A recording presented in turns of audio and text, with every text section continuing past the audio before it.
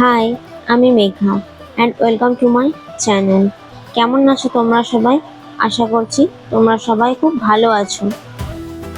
আজ আমি তোমাদের দেখাবো এই সুন্দর চেরি ফলগুলো আমি কিভাবে বানিয়েছি।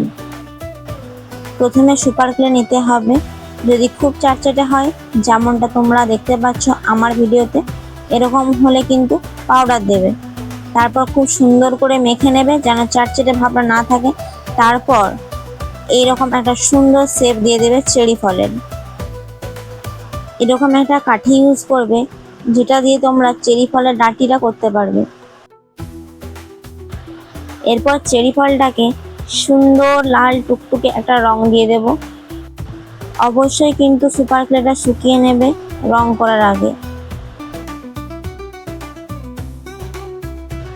তারপর ডাঁটিটাও সবুজ রং করে ফেলবে।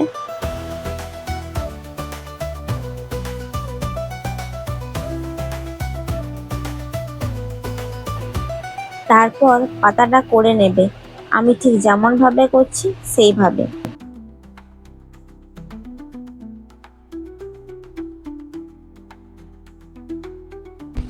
এবার আসে পাতায় রং করার পালা।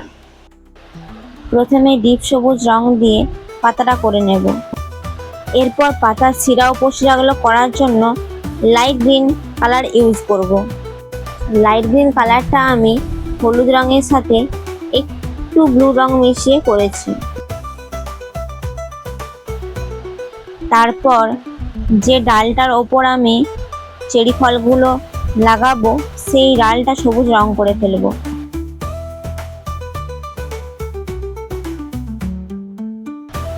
ডালটা রং করা শেষ হলে পর হট গ্লুয়ের সাহায্যে চেরি ফলগুলো ওই ডালে আটকে দেব।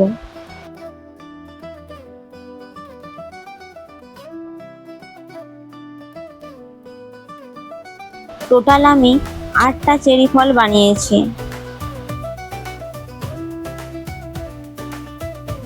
চেরি ফলগুলো ডালে চিটানোর পর এরপরে আসে পাতাগুলো চিটানোর পালা। এর জন্য আমি হট গ্লু ব্যবহার করেছি।